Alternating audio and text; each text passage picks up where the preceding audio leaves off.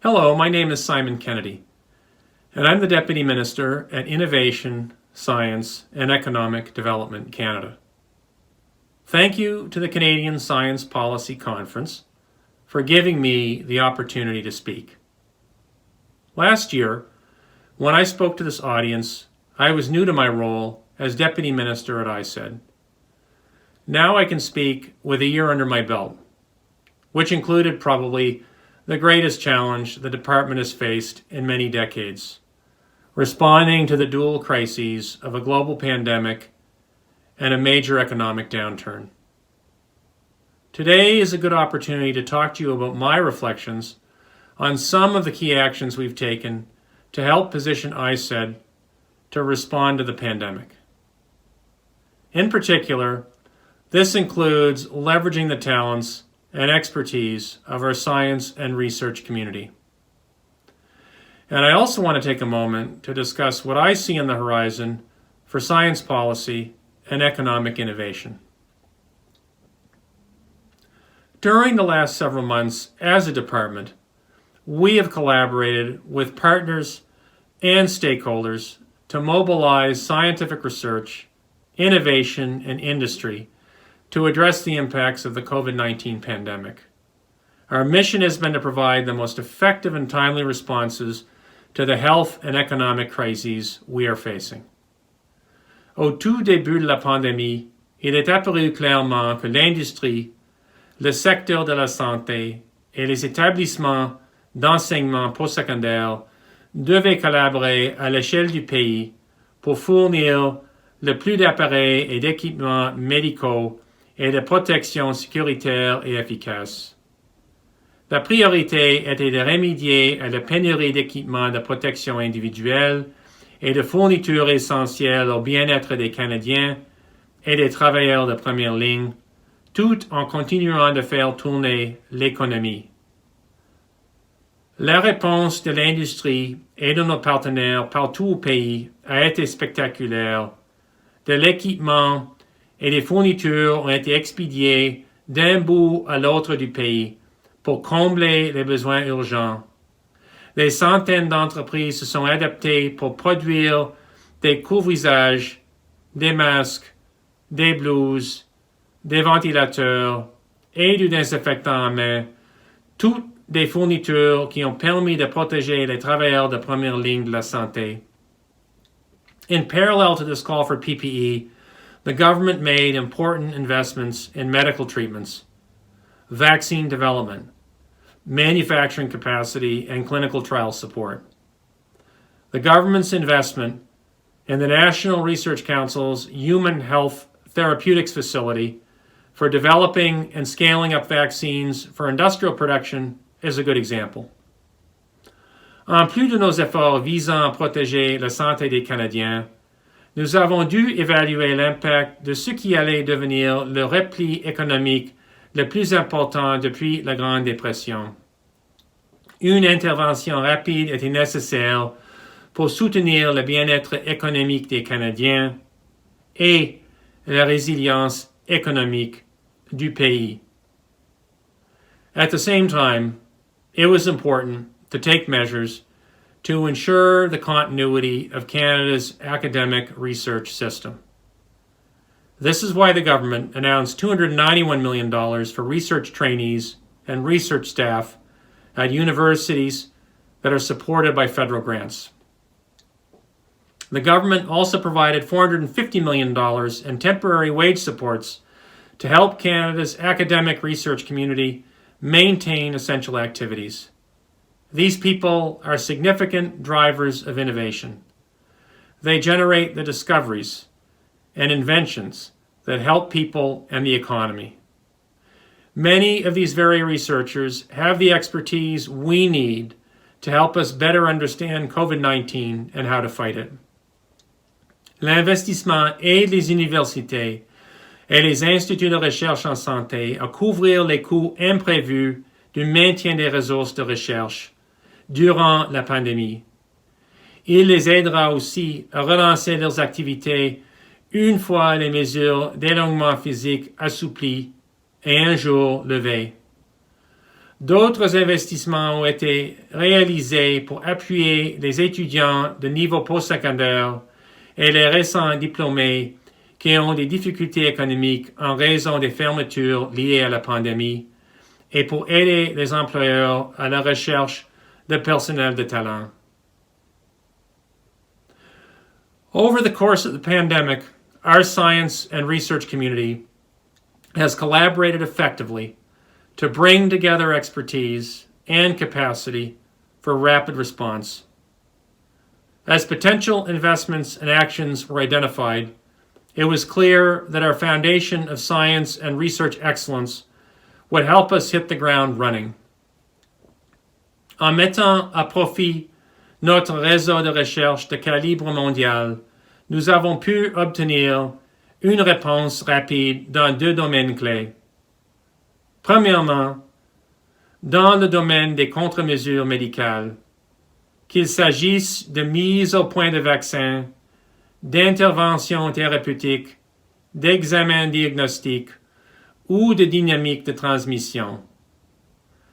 Deuxièmement, dans le domaine des contre-mesures sociales et politiques, que ce soit pour accroître notre compréhension de l'aspect social de la dynamique de transmission ou de la façon dont les personnes et les communautés réagissent à la pandémie de COVID-19. Ce dernier point est particulièrement important pour lutter contre la stigmatisation, la désinformation et la peur entourant la maladie.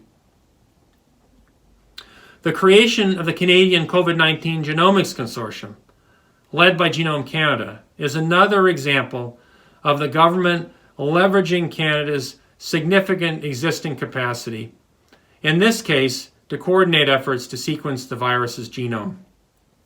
Canada also leveraged the existing expertise at Vito Intervac, already a world-class vaccine research organization, and the first lab in Canada to isolate the COVID-19 virus. They received initial funding for vaccine development and trials, as well as for an enhanced manufacturing facility. The granting agencies, CIHR, NSERC, and SHIRC, have also demonstrated agility by launching special funding competitions focused on COVID-19 research response. So now that the government has put in place these and other measures, what next? Work will continue to secure an effective vaccine or vaccines for COVID-19 and effective therapies. This includes securing access to the best international technologies, as well as investment in Canadian medical countermeasures research. Efforts will continue to boost biomanufacturing capacity here at home.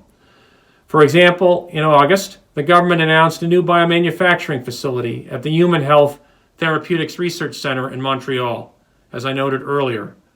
The new facility will enable the National Research Council of Canada to increase vaccine manufacturing to up to millions of doses per month by next year. Expert advice from the research community and industry has been and will continue to be a key part of our response. The government relies on an evidence-based decision-making process in these and other areas. Nous consultons aussi le Conseil sur la stratégie industrielle. Les dirigeants d'affaires qui y siègent nous transmettent leur point de vue concernant les effets de la pandémie sur les secteurs clés de l'économie et la meilleure façon d'y répondre. The government also supports the mobilization of experts from Canada's scientific policy and health communities through the launch of the CanCOVID Network. Hosted by the University of Toronto, this rapid response network connects researchers on different angles of the pandemic, from diagnostics to studying the impacts on vulnerable populations. This brings me to the importance of leveraging our expertise in an open science and research environment, as it not only supports scientific excellence, but it also supports innovation. That is why the government has committed to furthering open science. The government recognizes the value of scientific collaboration and partnership, both internationally and domestically. We will take what we have learned through science during this pandemic and use it to help engage Canadians and increase their understanding of science to make evidence-based decisions. Vaccine hesitancy, for example, presents a real threat to defeating the pandemic. We will need to continue equipping people with the tools and skills to critically assess information online. I understand that during this conference, you had the opportunity to see panelists delve into this topic during the ICED-sponsored Rise in Science Misinformation session. In an open and collaborative environment, the safety and security of our efforts become an even higher priority. Canada's overall research strengths and our first-rate universities have made us a valuable target for those seeking to acquire the findings of our science for their own purposes. Our national security partners have confirmed the targeting of COVID-19 related research and institutions over the past several months. And so we will also need to continue our efforts to keep our science safe and secure and support trusted and strong research collaborations. Open science and security awareness need to go hand in hand. Whether we fund, conduct, or support research, we all have a responsibility in this regard. We will continue to need your help to create awareness of research security and support research hygiene within your own organizations. You may be aware that the government recently launched an online portal safeguarding your research with guidance and resources for the research community to help identify and manage potential security risks to research.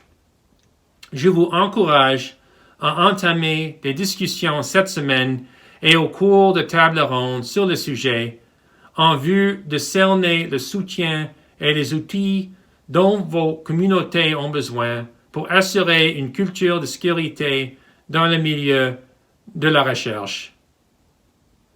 We don't yet know what the long-term impacts of this pandemic will be, but we know from history that our society is likely to change in important ways.